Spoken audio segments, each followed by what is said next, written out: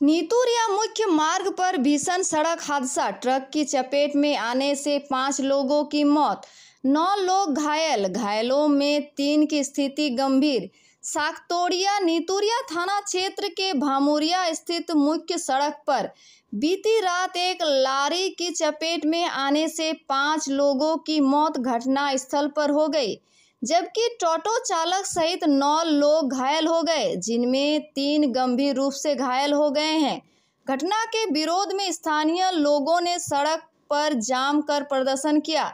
वहीं घटना की खबर मिलते ही रघुनाथपुर एसडीपीओ रोहित शेख, नीतूरिया थाना प्रभारी मिलन मन्ना, रघुनाथपुर थाना प्रभारी के नेतृत्व में दर्जनों पुलिस के जवान घटना स्थल पर पहुंचकर मामले को नियंत्रण करने में जुट गए।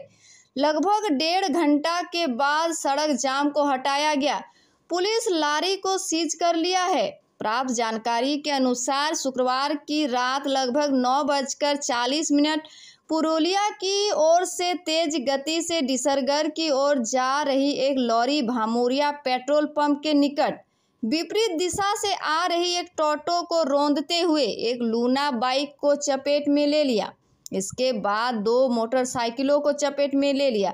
इस दर्दनाक घटना में टोटो पर सवार एक दंपति श्यामा पदो मंडल 72 वर्ष पति और भाग्यवती मंडल 62 वर्ष पत्नी तथा उसी टोटो में सवार मृदुला मंडल 40 वर्ष नामक 3 लोगों की मौत घटना स्थल पर ही हो गई।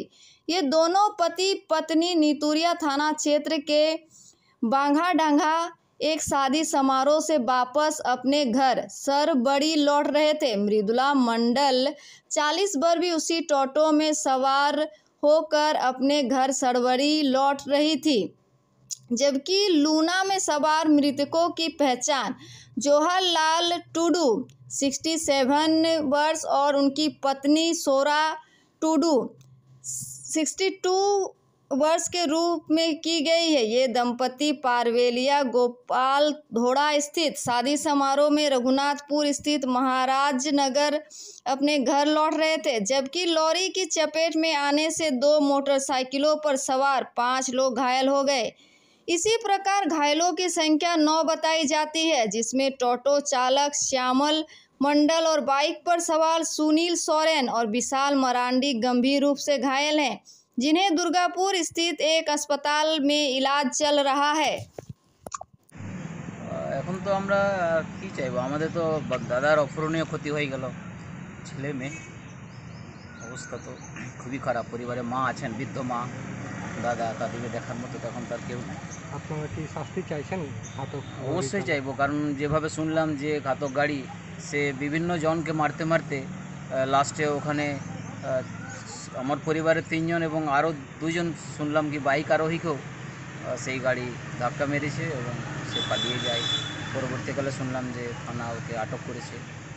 তো এরকম যেন না হয়, এই রোডে যেভাবে গাড়ি পারাপার করছে, আমরা চাই যে আমাদের যা ক্ষতি হয়েছে এইরকমভাবে না হয়, রোডের সম্প্রসারণ করা দরকার। যা যা ব্যবস্থা নিলে এই অ্যাক্সিডেন্ট পরবর্তীকালে না হয়।